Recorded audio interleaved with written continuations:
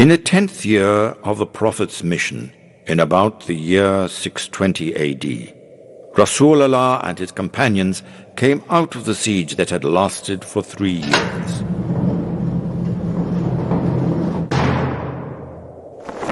However, this year was called the year of sadness because Rasulullah, may peace and blessings of Allah be upon him, lost 2 dear people who had supported him very much.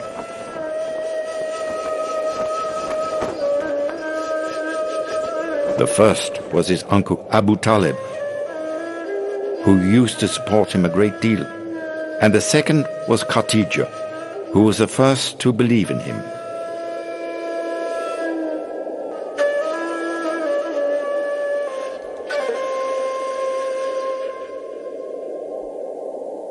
The sadness of Rasulullah grew bitter when he asked the people of Taif for help and protection.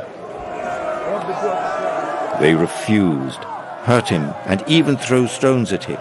Afterwards, he went into a garden because his feet were bleeding.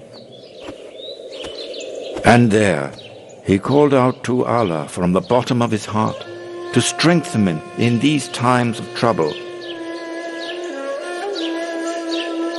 Allah sent him the angel Jibreel to tell him that Allah had heard his call, and he also sent him the angel in charge of the mountains, asked him if he wanted to knock down the mountains of Mecca, Al-Aqshaban, on them.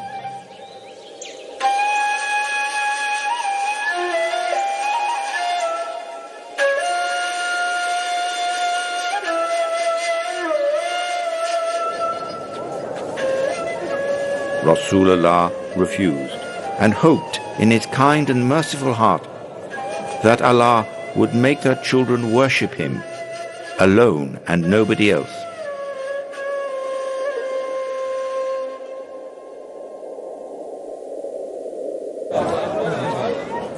After that, Al-Mutem bin Adi helped him.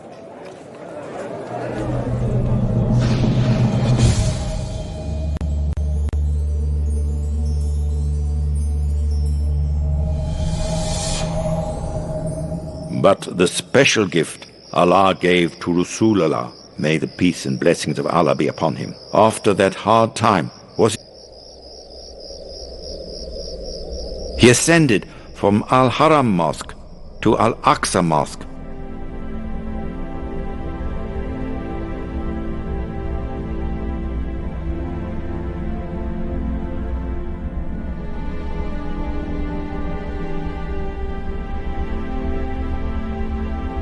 And there, in Al-Aqsa Mosque, he was the Imam of all the prophets.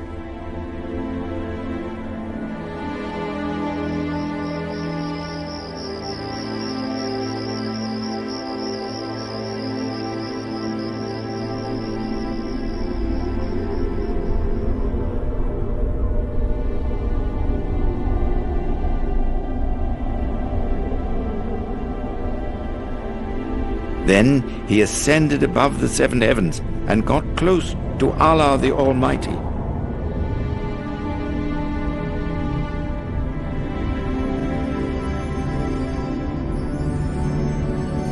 Allah imposed on Muslims 5 prayers. The one who prays them has the reward of 50 prayers. When Rasulullah, may the peace and blessings of Allah be upon him, went back to his people, he told them of what he had seen and described the sacred lands of Palestine as Allah had shown them to him. It was then when Abu Bakr was called Al-Siddiq, because he believed him when the people did not.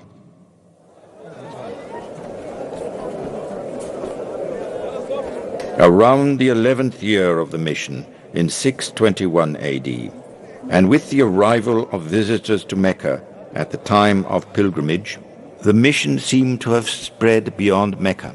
Rasulullah followed 6 people from Yathrib, sat with him, explained to them the truth of his mission.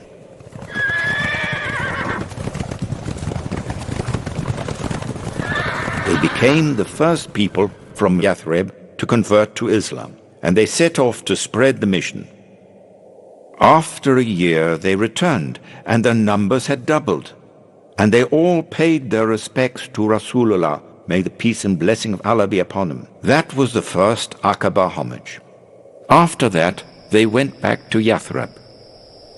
Rasulullah, may the peace and blessings of Allah be upon him, had sent with them Musa bin Umair to read them the Quran and to explain to them the teachings of Islam. And there was not a single house in Yathrib in which the light of Islam didn't shine.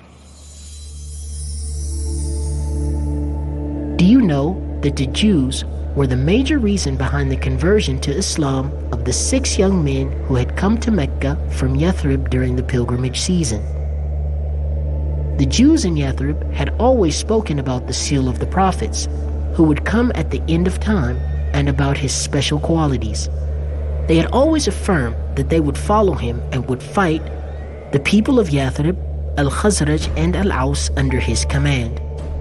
When Rasulullah, may the peace and blessings of Allah be upon him, talked to these young people, they recognized him at once and made up their minds to convert to Islam immediately, preceding the Jews in doing so.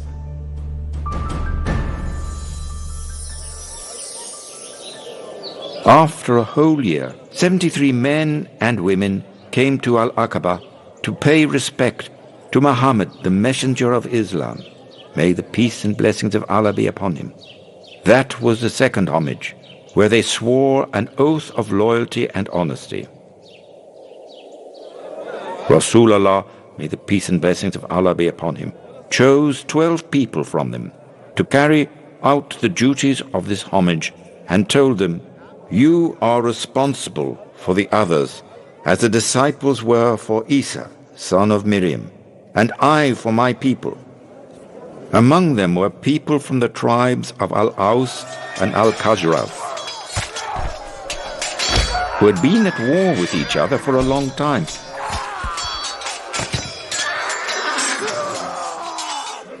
But Islam brought them closer to each other, and they started to love each other until they became like brothers. When the leaders of the Quraysh found out about the homage, they were extremely angry and feared the results of this homage.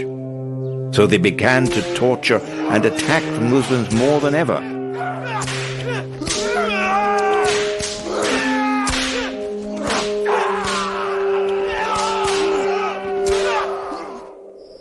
At that point, Rasulullah, may the peace and blessing of Allah be upon them, allowed them to emigrate to Yathrib. So the Muslims started to emigrate in secret, running away from the disbelievers.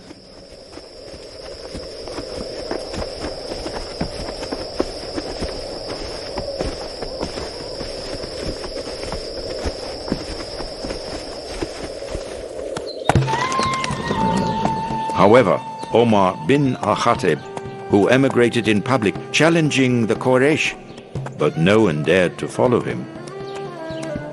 Abu Bakr al-Siddiq asked Rasulullah to allow him to emigrate, but he told him not to hurry, for he wanted him to be, inshallah, his companion. The Muslims depended on Allah, so he opened a new door of mercy and forgiveness for them, allowing them to carry on this great message, following the steps of the Prophet of Mercy, Muhammad. May the peace and blessings of Allah be upon him.